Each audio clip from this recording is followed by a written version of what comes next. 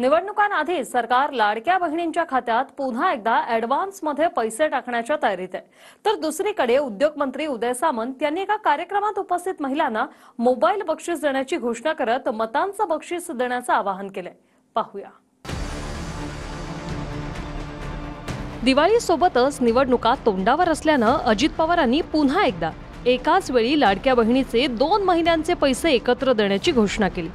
ॲडव्हान्समध्ये पैसे देण्याची ही दुसरी वेळ आहे। याआधी जुलै आणि ऑगस्ट या 2 महिन्यांचे 3000, नंतर सप्टेंबर महिन्याचे 1500 रुपये आणि 10 ऑक्टोबरला आचारसंहिता लागण्याची शक्यता असल्यानं त्याआधीच ऑक्टोबर आणि नोव्हेंबरचे मिळून महिलांच्या खात्यात 3000 रुपये प्लॅनिंग सरकारने केली।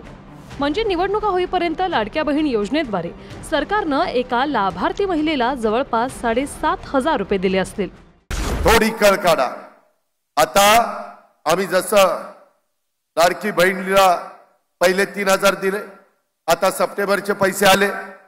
आज मी तुम्हाला सांगतो ऑक्टोबर आणि नोव्हेंबरचे पैसे 10 ऑक्टोबरच्या आत भाऊबीजेची ओवाळणी माझ्या महिलांच्या खात्यामध्ये जाणार आहे, हा शब्द मी तुम्हाला देतो। ही बहीण गेल्या 5-10 वर्षापासून महागाईशी झुंजते आहे।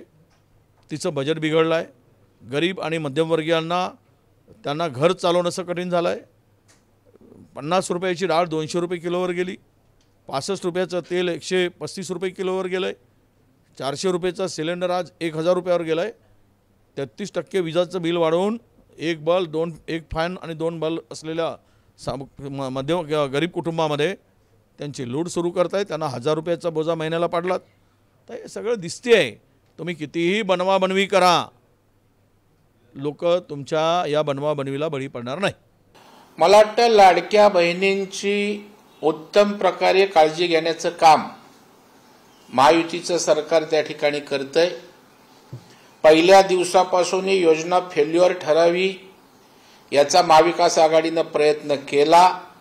वेगवेगळ्या वावड्या उठवल्या, संशय व्यक्त केला, परंतु रीतसर योजना जाहीर झाल्यापासून पैसे मिळतायत।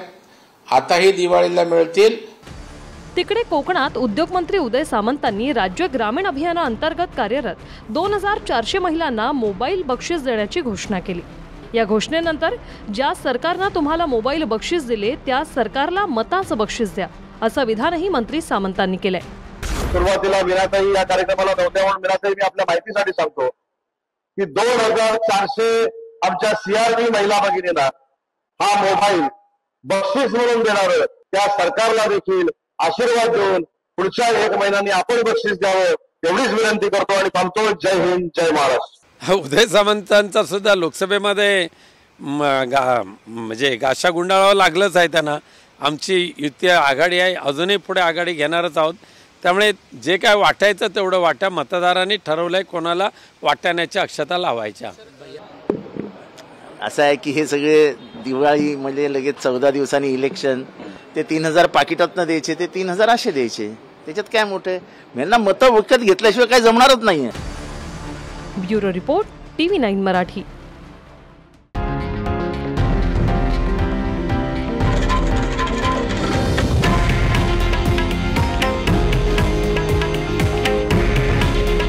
हे आहे देशातील नंबर 1 न्यूज नेटवर्क आणि आपण पाहत आहात TV9 मराठी। काळजी तुमची, हित महाराष्ट्राचं।